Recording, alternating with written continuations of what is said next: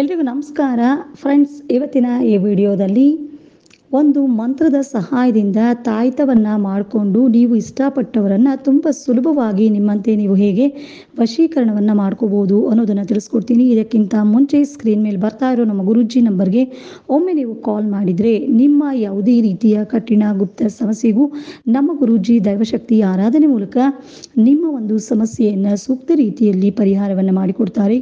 ಒಮ್ಮೆ ನಮ್ಮ ಗುರೂಜಿಗೆ ಕಾಲ್ ಮಾಡಿ ಫ್ರೆಂಡ್ಸ್. ಬನ್ನಿ ಈಗ ಈ ಒಂದು ತಂತ್ರ ಹೇಗೆ ಮಾಡೋದು ಅನ್ನೋದನ್ನು ತಿಳಿಸ್ತಾ ಹೋಗ್ತೀನಿ. ನೀವು ಈ ಒಂದು ತಂತ್ರವನ್ನು ಮಾಡೋದಕ್ಕೆ ಒಂದು ಬಿಳಿ ಹಾಳೆ ಮೇಲೆ ಚೌಕವನ್ನು ಬರ್ಕೋಬೇಕು. ಚೌಕವನ್ನು ಬರ್ಕೊಂಡು 12 ಬಾಕ್ಸನ್ನು ಹಾಕೋಬೇಕು. ಬಾಕ್ಸನ್ನು ಹಾಕ್ಕೊಂಡು ಈ ಒಂದು ಬಾಕ್ಸ್ನ ಒಳಗೆ ಕೆಲವೊಂದು ನಂಬರ್ಸ್ಗಳನ್ನು ಬರ್ಕೋಬೇಕು.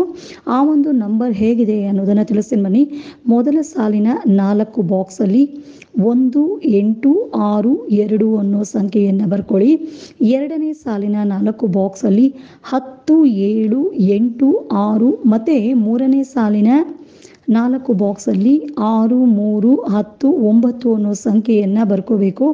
ಈ ರೀತಿಯಾಗಿ ನೀವು ಬರ್ಕೊಂಡು ಒಂದು ಮಂತ್ರ ಇದೆ. ಈ ಒಂದು ಮಂತ್ರವನ್ನು ಹೇಳಿ ಅರಿಶಿನ ಕುಂಕುಮವನ್ನು ಹಾಕಬೇಕು ಈ ಒಂದು ನಂಬರ್ಸ್ ಮೇಲೆ. ಈ ಯಂತ್ರದ ಒಂದು ಹಾಳೆಯನ್ನು ತಾಯ್ತದಲ್ಲಿ ಹಾಕಿ ಇದನ್ನು ಕಪ್ಪು ದಾರಕ್ಕೆ ಕಟ್ಕೊಂಡು ಅದನ್ನು ನಿಮ್ಮ ಒಂದು ಕೊರಳಿಗೆ ಕಟ್ಕೋಬೇಕು.